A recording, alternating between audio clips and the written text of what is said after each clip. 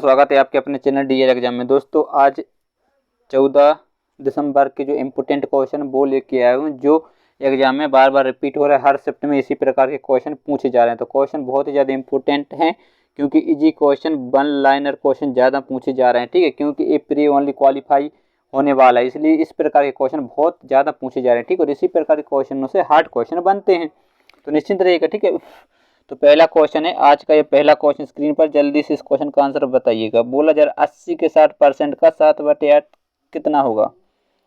80 के 60%, ठीक है, परसेंट यानी बट्टे में 100 आ जाएगा, इंटू 7/8। ठीक है, 7 कितना 8, तो 0 से 0 क्या हो जाएगा? कैंसिल। और ये 0 से 0 क्या हो जाएगा? कैंसिल। इस 8 से ये 8 क्या हो जाएगा? कैंसिल। तो 7 में कितना हो जाएगा? 42। यानी ऑप्शन नंबर ए आपका क्या हो जाएगा? करेक्ट आंसर हो जाएगा। इस प्रकार से क्वेश्चन हल करना है। ठीक है, ये तो अपनी पहली विधि थी। ठीक है, यदि बात कर लें दूसरी विधि की, ठीक है, दूसरी, तो देखिए 80 का कितना बताइए? 80 का 60%, 60% कितना होता है? 3/5। और ये 7 कितना हो जाएगा? 8।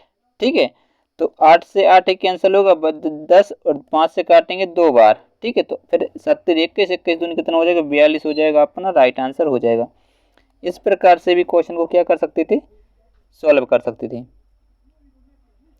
चलिए बढ़ते हैं आज के दूसरे क्वेश्चन की ओर। दूसरा क्वेश्चन है भाजकता के ऊपर से, जल्दी से इस क्वेश्चन को सोल्व कीजिएगा। बोला जा रहा है यदि पी फिर 713 को 11 से विभाजित है तो सबसे छोटी प्राकृतिक संख्या पी का मान बताना। सबसे छोटी भी बताना और प्राकृतिक संख्या बताना है। ठीक है, तो इसमें सबसे इंपॉर्टेंट बात जो बोलेगी, सबसे छोटी बतानी है। अब देखिए पी दिया हुआ है, फिर कितना है? 713, फिर इसको 11 से डिवाइड करना और रिमाइंडर आना चाहिए 0। ठीक है, तो आपको नियम पता होगा कि 11 का, कि एक छोड़े को क्या करते हैं? अपन भाग देते हैं। ठीक है, एक छोड़े को क्या कर देते हैं? ऐड करते हैं और इनका अंतर ले लेते हैं। तो 7 और 3 कितना हो जाएगा? 10, और ए हो जाएगा 1 पी, यानी 1 घट जाएगा तो बचेगा कितना? 9। ठीक है, तो पी का मान देखिए, बड़ी से बड़ी तो कितनी आ सकती है? 9 आ सकती है। पी का मान कितना चाहिए? 9। अब 9 में कितना जोड़ें कि 11 बन जाए? या तो माइनस करे से, या तो क्या आना चाहिए? 11 का मल्टीपल होना चाहिए। 11 का क्या होना चाहिए? मल्टीपल, या फिर 0 आ जाए। ठीक है, या तो 11 का मल्टीपल चाहिए या फिर 0 चाहिए, तो उसमें पूरे में 11 का भाग जाएगा। तो अब बताइएगा 9 है तो 9 में से क्या घटाएं कि 11 बन जाए? क्या जोड़ें? देखिए 9 में सबसे पहले आप क्या कर सकते हैं बताइए? 7 3 10, और 1 अपना माइनस करेंगे तो 9 बचेगा। 9 में सबसे छोटी प्राकृतिक संख्या पी का मान बताना। 1 2,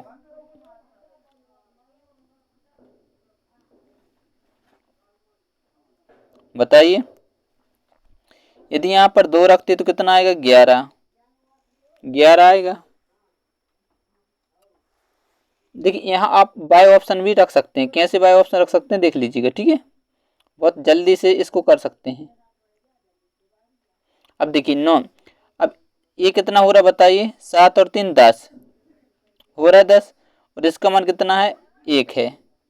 तो यहाँ पर अपन यदि 9 रखते हैं, ठीक है, मान लीजिए 9 पी होता तो 9 और 1 10 हो जाता, 10 और 10 0 बन जाता। तो ये तो बड़ी संख्या है, तो फिर अपन छोटी संख्या भी रख के ट्राई करते हैं। यदि 5 रखते हो ऑप्शन से, ठीक है, ऑप्शन से 5 रखते तो 7, 5 और 1 6 तो नहीं जाता। 7 रखते तो 7 और 1 8 नहीं जाता। तो आपका राइट आंसर 9, यानी ऑप्शन नंबर डी आपका करेक्ट आंसर हो जाएगा। ठीक है, बाय ऑप्शन आप रख के बिल्कुल जल्दी से सॉल्व कर सकते थे।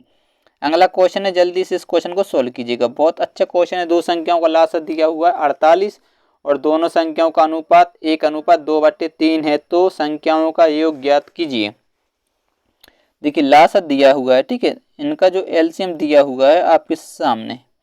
एलसीएम कितना दिया हुआ बताइए? एलसीएम जो है वो 48 है, और इनका अनुपात जो है, ठीक है, यदि एक दो संख्या मान लेते हैं, 1 1 और 1 2, तो इनका जो अनुपात है 2 कितना 3 है। तो इसको यहाँ आ जाएगा, मतलब इसका जो सही अनुपात बन जाएगा 3:2 बन जाएगा। ठीक है, इनका क्या दिया? एलसीएम दिया हुआ है। तो एलसीएम दिया हुआ तो अपन मान लेंगे कि एक संख्या 3x होगी, ठीक है, और एक संख्या कितनी होगी? 2x बराबर 48। तो इसका अपन यहाँ गुणा कर देंगे, 3 दूनी 6x स्क्वायर बराबर 48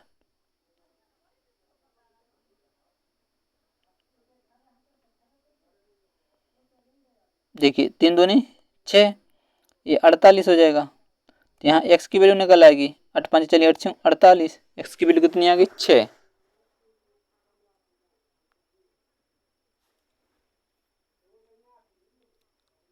क्या बोला जाए, दो संख्याओं का लासा है 48, तो इनका अपन ने अनुपात निकाला 3:2। तो अपन ने यदि देखिए, ठीक है, तो देखिए यदि ये पहली संख्या इंटू दूसरी संख्या बराबर क्या होता है, एलसीएम इंटू एचसीएफ होता है या नहीं होता। तो यहाँ पर अपन एचसीएफ यदि अपन ने एक्स माना था तो एक्स से एक्स क्या हो जाएगा, कट जाएगा ये वाला, यहाँ एक्स रहेगा, ठीक है। तो एक्स बराबर आ गया 6। फिर बोला है इनका योग, यदि योग ज्ञात करना है तो पहली संख्या में अपन 6 का गुणा करेंगे और दूसरी संख्या में 6 का गुणा करेंगे, और 6 तिया कितना हो जाएगा 18 और 4 तिया कितना हो जाएगा 12, तो 20 30 इनका योगफल आ जाता। बताइए, यही पूछा था। 6 7 42, 6 8 48 होता है, यहाँ पर गलती हो गई। ये देखिए 6 8 कितना होगा 48, तो इसमें भी 8 का गुणा करेंगे, इसमें भी 8 का गुणा, 8 3 कितना होगा 24।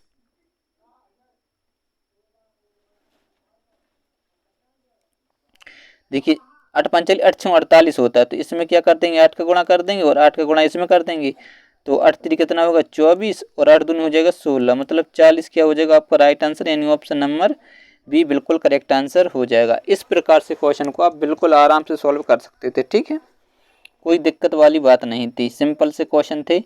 आप लीजिए एचसीएफ का एक क्वेश्चन और है, बहुत इंपॉर्टेंट क्वेश्चन है। दो संख्याओं का एचसीएफ 24 है, एचसीएफ दिया हुआ है, ठीक है, तो इनका लघुत्तम समावर्तक निम्न में से कौन सा हो सकता है।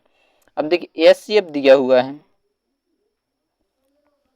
ठीक, एचसीएफ दिया हुआ, कितना दिया हुआ बताइए 24, तो एलसीएम रहता क्या है। यदि मान लीजिए देखिए दो संख्या हैं, एक है 4 और एक है मान लीजिएगा 12, ठीक है, तो इनका एलसीएम कितना बन जाएगा, एलसीएम बन जाएगा 12। यदि इनका एचसीएफ मान लेते 2 था, तो एचसीएफ यदि इसका कितना था मान लीजिए 4, तो 4 के एलसीएम में होगा या नहीं होगा, तो 4 3 12, तो एलसीएम ऐसी संख्या होती है जो एचसीएफ हमेशा एलसीएम में विद्यमान रहता है, एचसीएफ एलसीएम में हमेशा रहता है, इस बात का बिल्कुल ध्यान रखें, ठीक है। तो आप देख लीजिएगा, अपन को सबसे पहले क्या देखना है कि जिसमें भी 24 का भाग चला जाए वो कैसे रहेगा एलसीएम, क्योंकि एलसीएम, ठीक है, इंटू एचसीएफ रहता ही रहता है, ठीक है, एलसीएम में एचसीएफ रहता ही रहता है, ठीक है, एचसीएफ रहता है, इस बात को बिल्कुल ध्यान रखें, ठीक है। तो अब देखिए एलसीएम, तो इसमें क्या सब देखिए 24 जो रहता है 24, 8 3 कितना होता है 24, तो सबसे पहले अपन 3 का नियम चेक करते हैं, तो इसमें 3 का भाग नहीं जा रहा, 8 और 19 में 3 का भाग नहीं जा रहा, अब 144 में जा रहा है और डी में भी नहीं जा रहा, तो ऑप्शन नंबर बी क्या हो जाएगा, राइट आंसर हो जाएगा, ठीक है। 3 का भाजकता के नियम से चेक कर सकते थे, बिल्कुल आराम से मात्र सेकंडों में क्वेश्चन सॉल्व कर सकते थे, कोई दिक्कत वाली बात नहीं थी। अब अगला क्वेश्चन है, जल्दी से इस क्वेश्चन को सॉल्व करें भाई। छोटी से छोटी संख्या कौन सी होगी जिसे दोगुना करने पर वह 4 6 9 12 14 से पूर्णतः विभाजित हो। छोटी से छोटी, सबसे पहले अपन को क्या निकालना है, इनका एलसीएम निकालेंगे, 4 6 9 12, ठीक है, और कितना है 14, तो इसमें कितना होता है 7 2 होता है, इसमें 4 3 12 होता है, इसका सिंगल 9 रहेगा, इसमें 3 × 2 होता है, ठीक है, और ये 4 रहने वाला है। तो देखिए सबसे बड़ी संख्या कितनी है 4 और 1 है 9 और 1 7 आ जाएगी, और कुछ बच रहा बताइए, अपन कॉमन लेते हैं तो 9 आ जाएगा, यहाँ से 4 सबसे बड़ी, 1 7, 3 इसी में आ जाएगा, तो चलिए 9 चौकी कितना होता है 36 × 7, तो 7 42, कैरी कितना आ जाएगा 4, 70 21 और 4 25 हो जाएगा। तो ये तो निकल आया एलसीएम। अब इंपोर्टेंट देखिए, यदि आप देख पा रहे हो 252, ऑप्शन नंबर बी, कुछ स्टूडेंट क्या करेंगे टिक करेंगे और आगे बढ़ जाएंगे, तो ये हो जाएगा गलत आंसर, ऑप्शन नंबर बी हो नहीं सकता। क्यों, क्योंकि बोला जा रहा है कि दोगुना करने पर, तो इसमें 2 का भाग देना पड़ेगा, क्योंकि दोगुना करना तो इससे आधा होना चाहिए, 2 का भाग देंगे तो 2 1 2 2 दूनी 4 2 6 12, ये आपका राइट आंसर है, ये नहीं ऑप्शन नंबर ये आपका करेक्ट आंसर हो जाएगा, ठीक। इस प्रकार से क्वेश्चन को सॉल्व करना है, क्योंकि देखिए ऑप्शन नंबर बी 252 विकल्प में था, ऑप्शन में था, तो बहुत स्टूडेंट गलती कर देंगे, ऑप्शन नंबर बी लगाएं, फिर बोलेंगे अरे यार छोटी सी गलती है। तो ऐसी गलती नहीं करनी है, ठीक है, इस बात का बिल्कुल ध्यान रखें। अब आ चुका है लाभ हानि का क्वेश्चन, सबसे इंपॉर्टेंट क्वेश्चन है। बोला जा रहा है 4 रुपए के 5 केले खरीदता है, ठीक है। देखिए एक तो केला है, ठीक है, और रुपया। तो बोला जा रहा 4 रुपए के 5 केले खरीदता है, ठीक है, 4 रुपए में 5 केले खरीदता है और 5 रुपए में 4 केले बेच देता है। 4 केले कितने बेचता है? 5 रुपए में। तो बताना है कितने का लाभ होगा। तो इसका जो रहता है इसका इसमें गुणा करते हैं और इसका इसमें गुणा कर देते, तो ये 4 चौके कितना हो जाएगा 16 और ये 4 पंच कितना हो जाएगा 20। ये आपका क्या हो जाएगा बताइए, सीपी हो जाएगा और ये हो जाएगा आपका एसपी। तो इसमें कितने का लाभ हुआ? 4 5 9 का लाभ हुआ, कितने पर हुआ 16 पर इंटू 100। तो 4 से काटेंगे, 4 से काटेंगे 25 बार, 4 से काटेंगे 4 चौके 16। 25 नम्मा कितना होता है बताइए, 25 अट्ठे 200, 25 घटा दीजिए तो 175। 175 में 4 का भाग देंगे तो 4 चौके कितना होगा 16, बच्चा 1, 4 तिया 4 चौके 16। 25 नम्मा बोला है, 25 नम्मे होगा 225, ठीक है। इसकी गलती मत करना इस प्रकार की, क्योंकि 25 अट्ठे 200, 25 नम्मा 225, 225 में 4 का भाग देना है तो 4 पंचे 20, बचा कितना बताइए 2, 4 पंचे 20, बचा कितना 1, 4 दूनी 8, बचा 4 पंचे 20। तो ये आपका राइट आंसर रहेगा 55 ऑप्शन नंबर क्या हो जाएगा बी, बिल्कुल आपका राइट आंसर हो जाएगा। इस प्रकार से क्वेश्चन को सॉल्व करना है, ठीक है। अब आ चुका है औसत का, जल्दी से इस क्वेश्चन को सॉल्व कीजिएगा, ठीक है। औसत मूल्य क्या होगा? 30 पेन और 75 पेंसिल को 390 रुपये में खरीदा गया। यदि पेंसिल का औसत मूल्य 2 रुपये है तो पेन का औसत मूल्य क्या होगा? अब देखिए 30 पेन, अब पेन, ठीक है, पेंसिल का औसत मूल्य दिया हुआ है, पेंसिल का औसत मूल्य 2 और टोटल पेंसिल है कितने, देखिए पेन और यहाँ पर मान लीजिए पेन और पेंसिल, ठीक है। पेन कितने थे 30 और पेंसिल कितने थी 75। तो पेंसिल का था यानी 75 का इसमें गुणा कर देंगे तो टोटल संख्या निकलेगी। 75 दूनी कितना होता है 150। तो यहाँ से अपन अब 150, टोटल है कितने रुपये 390, तो 390 में से अपन 150 माइनस कर देंगे। ये माइनस क्या करे बताइए, पेंसिल का मूल्य, ठीक है। पेंसिल को जब अपन माइनस कर देंगे तो बचेगा कितना 0, 4 4 ही बच रहा 240। तो ये क्या रहेंगे बताइए पेन, और पेन है कितने 240। यदि औसत मूल्य निकालना तो पेन है 30, तो 30 के इसमें दे देंगे भाग, तो 0 से 0, 3 8 24, यानी ऑप्शन नंबर सी आपका राइट आंसर हो जाएगा। इस प्रकार से क्वेश्चन को क्या करना था, सॉल्व करना था, ठीक है। आराम से सॉल्व कर लेंगे, कोई दिक्कत वाली बात नहीं है। सबसे बड़ी बात है पेंसिल का औसत मूल्य दिया था 2 रुपये और जिसमें टोटल पेंसिल है 75, तो 75 में गुणा किया 150 आ गया। तो यदि पेंसिल का जो मूल्य है टोटल मूल्य वो 150 रुपये है और टोटल मूल्य है कितना पेंसिल और पेन का 390, 390 में से 150 अपन माइनस कर दें 240 बचेगा और 30 पेंसिल है, 3 औसत निकालना है तो 30 का भाग दे देंगे। चलिए आयु के ऊपर क्वेश्चन है तो जल्दी से इस क्वेश्चन को सोल्व कीजिएगा। एक पिता और उसके पुत्र की आयु करीब 49 वर्ष है, उनकी आयु का अनुपात दिया हुआ 5:2। तो देखिए किसका, पिता और पुत्र, ठीक है। पिता और पुत्र की जो आयु का अनुपात है वही 5 कितना है 2 और इनका योग दिया हुआ है, योग यानी जोड़ना होता है, कितना दिया है 49। तो एक की वैल्यू आ जाएगी 7 7 49, तो यहाँ से वैल्यू निकल आएगी 7 दूनी कितना होता है 14, ठीक है। यदि पिता की कहती तो 7 पन्ना कितना हो जाता 35। पूछा क्या 5 साल बाद पुत्र की आयु, तो 14 वर्तमान में कितनी है बताइए। यदि वर्तमान पूछते तो वर्तमान आ जाती 14, लेकिन 5 साल बाद पूछी तो बाद यानी ऐड कर देंगे, यानी 19 आपका राइट आंसर हो जाएगा। ऑप्शन नंबर बी आपका क्या हो जाएगा, करेक्ट आंसर हो जाएगा। इस प्रकार से क्वेश्चन को क्या करना था, सॉल्व करना था और कुछ भी दिक्कत वाली बात नहीं थी। चलिए अगला क्वेश्चन है, जल्दी से इस क्वेश्चन को सॉल्व कीजिएगा। बोला जा रहा यदि 18 फिर x और 72 एक क्रमागत अनुपात में तो x का मान बताना है। सिंपल सा क्वेश्चन है, आप वीडियो को रोक कर इसको सॉल्व करना, ठीक है। x इसको मान लेते समानुपाती x और ये 75, तो इसका गुणा होता और इसका इसमें होता, तो ये हो जाएगा x वर्ग, यहाँ हो जाएगा 18 × 72। यदि आपको पता होगा कि 9 दूनी कितना होता है 18, ठीक है, और 9 8 कितना होता है 72, 72 ही है, बिल्कुल है। ठीक है, देखिए 9 में 9 का गुणा होगा तो 81 हो जाएगा, और 8 दूनी कितना होगा 16 होगा। ठीक है, ये मैं इसलिए बताया हूँ क्योंकि आपको दिक्कत ना हो। अब देखिए ये किसका वर्ग होता है, ये अपन को रूट हटाना है, तो एक्स की वैल्यू क्या आ जाएगी, एक यार सॉरी, देखिए सबसे पहले आपको क्या करना है, क्रमागत दिया हुआ है। ठीक है, तो अपन इसको समानुपात क्या मान लेंगे, x अनुपात 72।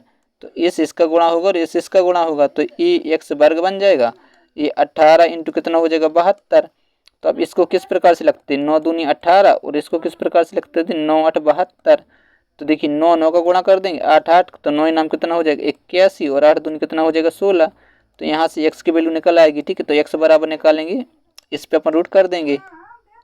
ठीक है, ए रूट, तो यहाँ से x की वैल्यू कितनी आ जाएगी बताइए, x की वैल्यू ए आ जाएगा 9 और ए आ जाएगा 4। तो पूछा क्या है, x का मान 9 चौके 36, तो x की वैल्यू कितनी आ जाएगी 36, यानी ऑप्शन नंबर ए आपका करेक्ट आंसर हो जाएगा। इस प्रकार से क्वेश्चन को सॉल्व करना है, ईजिली आप सॉल्व कर सकते हैं, तो कोई दिक्कत वाली बात नहीं थी। अब आपको बिल्कुल आराम से समझ में आ रहा होगा। ठीक है, तो अगला क्वेश्चन है, जल्दी से इस क्वेश्चन को सॉल्व कीजिएगा। देखिए 3740 को 3 भागों में इस प्रकार से विभाजित कीजिए कि पहले का आधा, दूसरे का 1/3 और तीसरे का छठा भाग आपस में बराबर हो। अब ये कैसे होने चाहिए, बराबर होने चाहिए। ठीक है, चलिए पहले का कितना बोला है, पहले का आधा भाग, ए का मान लेते हैं अपन 1/2 भाग। ठीक है, बराबर है तो बराबर करेंगे, और दूसरे का, दूसरे माना बी का 1/3, और तीसरे का यानी सी का कितना 1/6। तो ये आपका यहाँ से इनका रेशियो निकल आएगा, a/2 b/3, क्योंकि एक में गुणा होगा तो वही संख्या रहती है। इसी प्रकार से c/6, तो ए बी सी का रेशियो आ जाएगा, आपको पता ही होगा, जो बट्टे में रहता है वही इनका रेशियो रहता है, 2:3:6। ठीक है, ये हो जाएगा। तो अब देखिए 6 3 9 2 11। ठीक है, 11 से इसको अपन क्या कर देंगे, भाग कर देंगे, क्योंकि इसकी वैल्यू टोटल कितनी आ जाएगी 11। 11 से काटेंगे इसको, 11 3 33, बचा कितना 4, 11 चौके 44, यानी 340, एक की वैल्यू निकल आएगी। ठीक, एक की वैल्यू कितनी आ गई 340। पूछा क्या है आपस में। अब देखिए यदि आपको आराम से क्वेश्चन को सोल्व करना है, तो आप देखिए 2 ऑप्शन तो आपके कट जाते, कैसे कट जाते, देखिए 3 है तो 3 से डिवाइड नहीं हो रहा तो ये कैंसिल हो जाता। ठीक, और 3 से ए भी डिवाइड नहीं, ऑप्शन नंबर बी, तो वो भी कट जाता। लेकिन सी और डी डिवाइड हो रहा था। यदि बाई चांस आपको टाइम नहीं था तो आप इस प्रकार से इन दोनों में से एक में टिक कर सकते थे। यदि टाइम है तो आप आराम से कर सकते हैं। ठीक है, यदि टाइम भी नहीं है तो आप 2 ऑप्शन तो हटा ही सकते हैं ऑप्शन विकल्प से। ठीक है, अब देखिए तो 34 दूनी कितना होता है 68, तो ऑप्शन नंबर सी ही आपका करेक्ट आंसर रहने वाला है, और ऑप्शन चेक नहीं करना, अपन को टाइम बचाना है। ठीक है, तो ये आज की जो एनालिसिस था वो कंप्लीट हो चुका है दोस्तों। यदि आपको पीडीएफ चाहिए तो आप टेलीग्राम चैनल ज्वाइन कर लीजिए, वहाँ पर आपको पूरी पीडीएफ मिल जाएगी। ठीक है, टेलीग्राम पर जाइए और डीआर एग्जाम सर्च करके लिखिए, वहाँ पर आपको पीडीएफ मिल जाएगी। और फेसबुक पर भी ज्वाइन कर सकते हैं और फॉलो कर सकते हैं, ग्रुप बना हुआ है डीआर एग्जाम नाम से। चलिए मिलते हैं नेक्स्ट वीडियो में, तब तक के लिए बाय बाय, जय हिंद।